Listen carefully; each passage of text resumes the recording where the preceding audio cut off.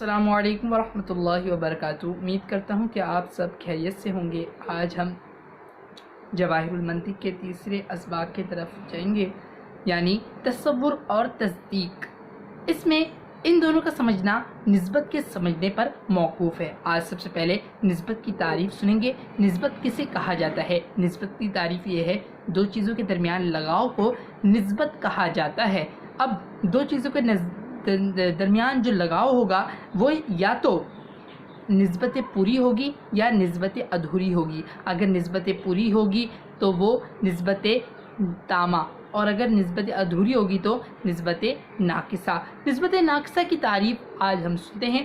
نسبت ناقصہ کی تعریف وہ ہے، وہ نسبت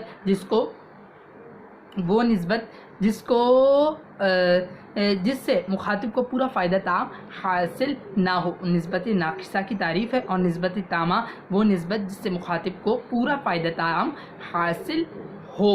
تامہ آپ سمجھ آ رہا ہوگا، جیسے تامہ کی تعریف میں تامہ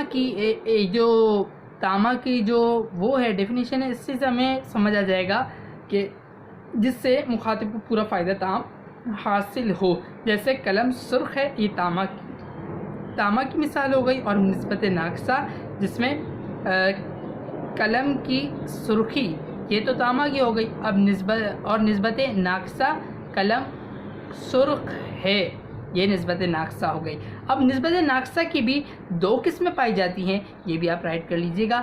نسبت تامہ کی دو قسمیں پائی جاتی ہیں، نسبت خبریہ، نسبت انشائیہ۔ نسبت خبریہ وہ نسبت جس کو سچا یا جھوٹا کہا جا سکے، اور وہ نسبت جس کو سچا یا جھوٹا نہ کہا جا سکے وہ انشائیہ، اور جس کو سچا یا جھوٹا کہا جا سکے اسے نسبت خبریہ کہتے ہیں۔ اب نسبت خبریہ اور نسبت انشائیہ۔ نسبت خبریہ کی جو مثال ہے زمین آسمان کے نیچے ہے، یہ ہے نسبت کس کی تعریف ہے؟ نسبت خبریہ کی مثال ہے زمین آسمان کے نیچے ہے، اور دوسری مثال آسمان زمین سے چھوٹا ہے۔ پہلی مثال میں نسبت صادق ہے اور دوسری مثال نسبت کاذب ہے۔ اب نسبت انشائیہ کے بارے میں پڑھتے ہیں۔ نسبت انشائیہ کی جس طریقے سے آپ نے پہلے تعریف سن لی تھی، وہ نسبت جس کو نہ صادق مانا جائے نہ کاذب مانا جائے، جیسے تم ہمیشہ سچ بولو، اس کو نہ تو سچا بولا جا سکتا ہے اور نہ ہی جھوٹا بولا جا سکتا ہے۔ کیا آپ کا نام حامد ہے؟ یہ سوالن ہے، نہ اسے سچا بولا جا سکتا ہے نہ جھوٹا بولا جا سکتا ہے۔ ان مثالوں میں نہ تو نسبت صادق آ سکتی ہے نہ کاذب آ رہی ہے۔ اب نسبت انشائیہ اور نسبت خبریہ پڑھی۔ اب نسبت خبریہ کی بھی دو قسمیں پائی جاتی ہیں، یہ بھی نوٹ کر لیجئے گا۔ نسبت خبریہ کی دو قسمیں میں ایک ہے ایجابی اور ایک ہے سلبی۔ نسبت ایجابی جب ایک شے کو دوسری شے کے لیے ثابت مانا جائے تو ان دونوں کے درمیان نسبت ایجابیہ ہوگی۔ جیسے زید ہوشیار ہے، اس مثال میں ذات زید اور ہوشیار کے درمیان نسبت ایجابی پائی جاتی ہے، ٹھیک ہے۔ اب نسبت سلبی جب ایک شے سے کسی دوسرے شے کو برطرف مانا جائے تو ان دونوں کے درمیان نسبت سلبی ہوگی۔ جیسے بکر اندھا نہیں، برطرف پائی جا رہی ہے۔ اب واضح ہو کہ جن دو چیزوں کے درمیان نسبت خبریہ ہوتی ہے، ان میں ایک محکوم علیہ اور دوسری محکوم بھی ہوگی۔ جیسے زید ہوشیار ہے، اب زید محکوم علیہ، ہوشیار محکوم بھی، اور ہے یہ رابطہ ہے۔ اب اصل چیز کی طرف آ جائیں، نسبت کا ہمارا تمام ٹاپک کلیئر ہوتا جاتا ہے۔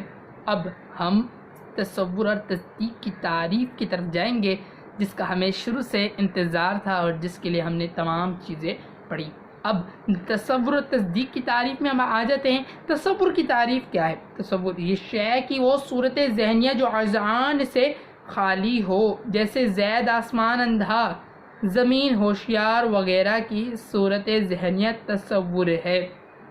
اور تصدیق نسبت خبریہ کی وہ صورت ذہنیہ جو اذعان ہو، یعنی یقین ہو، جس پر یقین ہو، تصدیق کہلاتی ہے۔ جیسے زمین غول ہے، اس کی ہم کو تصدیق ہے۔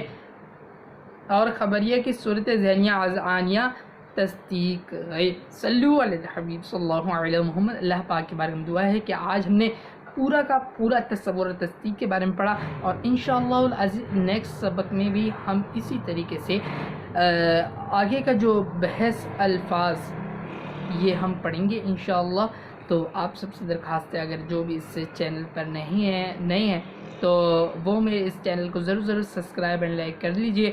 انشاءاللہ العزیز انشاءاللہ مزید بہتر سمجھانے کی کوشش کریں گے وقت کے ساتھ، انشاءاللہ آپ ضرور سپورٹ کیجیے گا۔